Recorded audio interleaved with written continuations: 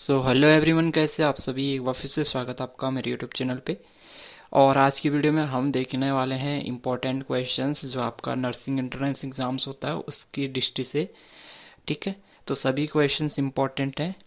तो अब देख लेते हैं क्वेश्चन नंबर 1।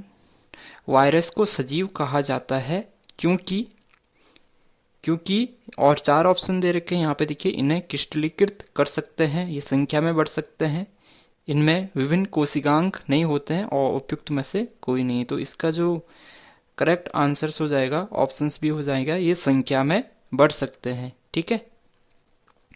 क्वेश्चन नंबर 2, जीवन की उत्पत्ति किस काल में हुई। ऑप्शन दे रखे हैं पैलीजोइक, ठीक है, Cenozoic, Mesozoic and pre Cambrian. तो इसका जो राइट आंसर है option D, pre Cambrian. Question number 3 देखिए, निम्नलिखित में से एक कोशावात का अपवाद है। ऑप्शन दे रखे हैं virus, protozoa, bacteria and protista. तो इसका जो राइट आंसर है वो हो जाएगा option B, protozoa. Question number 4 देखिए, वायरस रोग है, इनमें से बताना है कौन सा जो है रोग, कौन सी डिसीज वायरस से होता है। तो इसमें चार ऑप्शन दे रखे हैं। तो जो आपका इसका जो राइट आंसर हो जाएगा, इन्फ्लुएंजा जो होता है ये वायरस से आपका होता है। ठीक है, बाकी ये जो तीन है ये बैक्टीरिया के द्वारा होने वाले रोग हैं। क्वेश्चन नंबर 5 देखिए, वायरस होते हैं, तो वायरस क्या होते हैं। यूनिसेलुलर एक कोशिकीय होते हैं, अकोशिकीय सेलुलर होते हैं, मल्टीसेलुलर बहुकोशिकीय होते हैं, इंडिपेंडेंट जीन्स होते हैं। तो जो वायरस होते हैं वो इंडिपेंडेंट जीन्स होते हैं। ठीक है, ये क्वेश्चंस आपके नर्सिंग एंड पैरामेडिकल दोनों एंट्रेंस एग्जाम्स के लिए इंपॉर्टेंट हैं। ठीक है, अगला क्वेश्चन देखिए, ओरिजिन ऑफ स्पीसीज नामक पुस्तक के लेखक थे। तो इसका जो राइट आंसर है वो डार्विन हो जाएगा। ठीक है, ऑप्शन सी इसका डार्विन है। तो डार्विन ने जो है ओरिजिन ऑफ स्पीसीज नामक पुस्तक जो है लिखी थी। क्वेश्चन नंबर 7 देखिए, जीवन ओरिजिन ऑफ लाइफ यानी जीवोत्पत्ति की दिशा में सर्वप्रथम किन कार्बनिक पदार्थों का निर्माण हुआ। ठीक है, तो ऑप्शन दे रखे हैं nucleic acid and amino acid, proteins and nucleic acid, urea and nucleic acid, और यूरिया एंड अमीनो एसिड। तो जो राइट आंसर है वो आपका nucleic acid and amino acid है। अगला क्वेश्चन देखिए, स्टैनले मिलर ने जीवन की उत्पत्ति से संबंधित जो सरल अमीनो एसिड का जो संश्लेषण जो है किसने किया। ठीक है, तो स्टैनले मिलर जो साइंटिस्ट थे, जो बायोलॉजिस्ट थे, इन्होंने जो है जीवन की उत्पत्ति से संबंधित जो एक्सपेरिमेंट किया था उनमें उन्होंने अमीनो एसिडों का जो संश्लेषण किया था वो जो है किनसे किया था। तो इसका जो राइट आंसर हो जाएगा option D, hydrogen, ammonia, methane एवं जल वाष्प से। ठीक है, अगला क्वेश्चन देखिए, निम्नलिखित में से किसमें केवल एक जो है सिंगल स्ट्रैंडेड डीएनए होता है। तो सिंगल स्ट्रैंडेड डीएनए किसमें होता है। तो इसमें चार ऑप्शंस दे रखे हैं। एक, विभाजित होती हुई बैक्टीरिया कोशिका। ऑप्शंस भी देखिए, Escherichia coli. Option C, OX175। Option D दे रखे टोबाको मोजैक वायरस।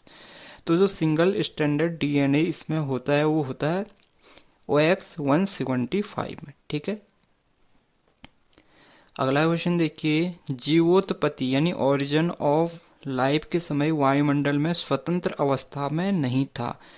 तो चार ऑप्शन दे रखे, ammonia, nitrogen, oxygen and hydrogen. तो राइट आंसर हो जाएगा ऑप्शन बी, ऑक्सीजन। ठीक है, तो ओरिजिन ऑफ लाइफ के समय वायुमंडल में ऑक्सीजन स्वतंत्र अवस्था में नहीं था।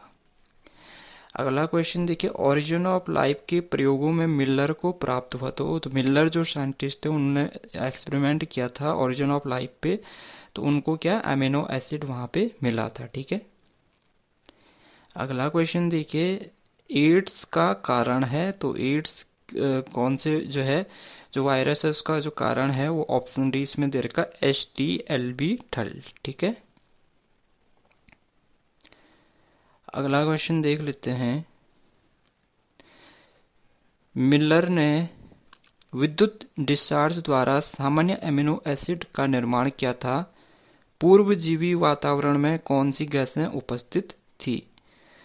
तो इसमें जो राइट आंसर है ऑप्शन से, हाइड्रोजन, अमोनिया, मीथेन, वाष्प तथा वाटर जो है इसका करेक्ट आंसर हो जाएगा। ठीक है, तो जो मिलर ने विद्युत डिस्चार्ज जो है द्वारा सामान्य अमीनो एसिड का निर्माण किया था, तो पूर्वजीवी वातावरण में उस टाइम जो है हाइड्रोजन, अमोनिया, मीथेन, जल जो वाटर है और वाष्प वहां पे था। ठीक है।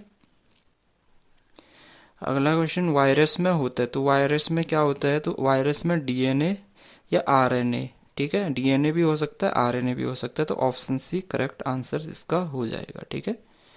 अगला क्वेश्चन देखिए, बैक्टीरियोफेज है, तो बैक्टीरियोफेज क्या है, बैक्टीरियोफेज जो है वायरस होता है जो कि बैक्टीरिया पर जो है वायरस होता है जो कि वायरस पर जो है भक्षण करता है। ठीक है। तो बैक्टीरियोफेज है वायरस जो विषाणु पर भक्षण करता है। ठीक है।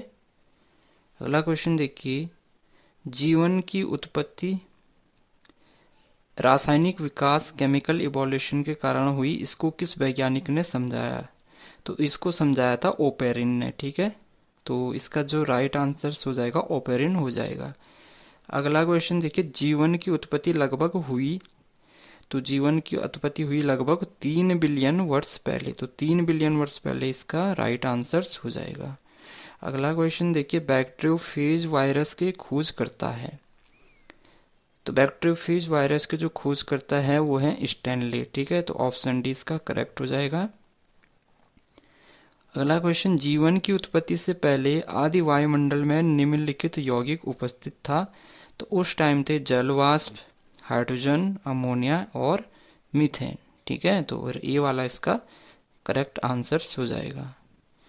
अगला क्वेश्चन देखिए, जीवन उत्पत्ति की दिशा में आदि पृथ्वी पर निम्नलिखित सामान्य कार्बनिक यौगिकों का विकास हुआ, तो किन कार्बनिक यौगिकों का विकास हुआ, अमीनो एसिड और न्यूक्लियोटाइड का। ठीक है। तो सी वाला इसका राइट जो है आंसर हो जाएगा। अगला क्वेश्चन देखिए, निम्नलिखित में से किसमें वास्तविक केंद्रक नहीं पाया जाता है, तो जो जीवाणु होते हैं, बैक्टीरिया होते हैं, इसमें वास्तविक केंद्रक नहीं पाया जाता है। ठीक है। अगला क्वेश्चन देखिए गाइज, न्यूक्लियो प्रोटीन से संभवतः प्रथम संकेत दिया, तो जो न्यूक्लियो प्रोटीन्स थे उससे संभवतः प्रथम संकेत जो दिया वो दिया किसका, जीवन का। ठीक है। तो ऑप्शन सी इसका राइट आंसर हो जाएगा। अगला क्वेश्चन, निम्नलिखित में से किसमें अपरिभाषित फाइब्रल केंद्रक पाया जाता है, अनडिफाइंड फाइब्रल जो है न्यूक्लियस जो है पाया जाता है, जो प्रोकैरियोटिक सेल होती है, प्रोकैरियोटिक सेल्स में जो है अनडिफाइंड फाइब्रल केंद्रक जो है पाया जाता है।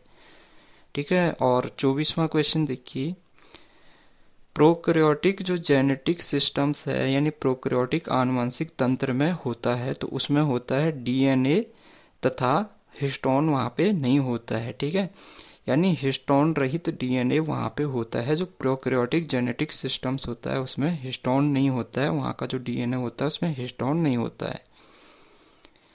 अगला क्वेश्चन, कोशिका का वह उदाहरण जिसमें कोशिका झिल्ली और माइटोकॉन्ड्रिया नहीं होता है। ठीक है। तो कोशिका का वह उदाहरण जिसमें कि कोशिका झिल्ली और माइटोकॉन्ड्रिया नहीं होता है वो है जीवाणु कोशिका। ठीक है।